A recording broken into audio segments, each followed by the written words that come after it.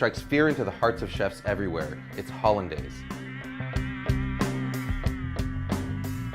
Now Hollandaise, just like mayonnaise, is a fat and water emulsion. Normally when you mix together fat and water, the fat's going to separate and float on top of the water in a greasy layer. But the key to a successful emulsion is to break that fat up into droplets so tiny that they stay evenly dispersed, causing the liquid to thicken and turn opaque. Traditionally, the way that you do this is by whisking together egg yolks and lemon juice in a double boiler until they're hot and frothy, and then slowly whisking in butter in a thin and steady stream. As you whisk, the butter breaks into minute droplets, while the egg yolk acts as an emulsifier, helping to keep those droplets evenly dispersed and thickening the sauce. What you get is a creamy, smooth sauce with a rich texture and mild flavor that's perfect for vegetables, fish, and eggs. But there's a lot of ways it can go wrong.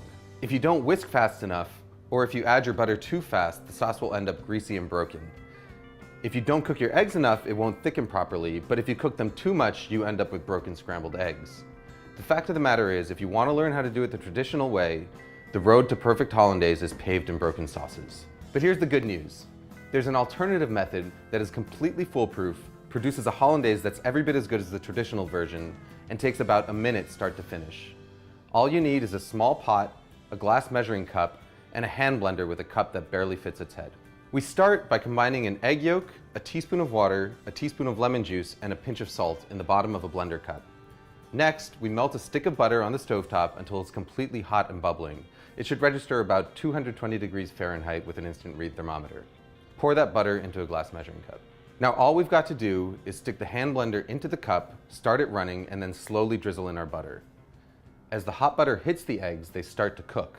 By the time you've added all of your butter, about 30 seconds later, the eggs are fully cooked and you've got a smooth, creamy, hot Hollandaise sauce that is completely indistinguishable from one made using the traditional whisking method. Hollandaise is at its best right when you make it, but if you want to store it, your best bet is to keep it in a small, lidded pot in a warm spot somewhere near your stove.